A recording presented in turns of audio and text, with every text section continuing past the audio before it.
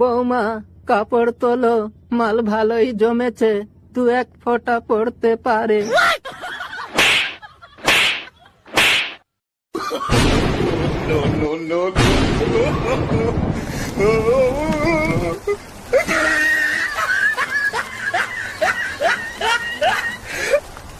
আচ্ছা, আমি তো কালো, আমার বাচ্চা এত ফর্সা এত সুন্দর হলো কি করে? তার জন্য তোমার বন্ধু রাজুকে ধন্যবাদ দাও।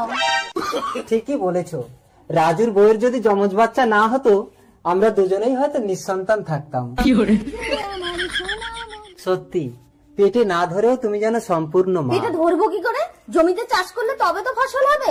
দূর, ভাল লাগে না চাষবাস। বিয়েটা তাই আমি নিজে করতে যাইনি, লোকে করে এনে দিয়েছে। তোমার ফসলের দরকার হয় তুমি লোক লাগাও।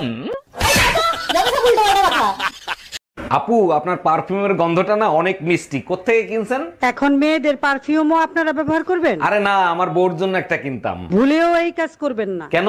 গন্ধ শুকে রাস্তাঘাটের কুত্তারা আপনার বউয়ের সাথে কথা বলতে আসবে। জানো, কাল ভোর রাতে আমি একটা স্বপ্ন দেখেছি। ভোরের স্বপ্ন তো সত্যি হয়, তাই না? আমিও দোয়া করি তোমার স্বপ্ন জানি সত্যি হয়। তা কি স্বপ্ন দেখলা? স্বপ্নে দেখি কি তুমি আমারে সুন্দর একটা স্বর্ণের হার এনে দিছো। আচ্ছা ঠিক আছে, আজকে আবার সেই স্বপ্নে গিয়ে সেই হারটাই পরে নিও।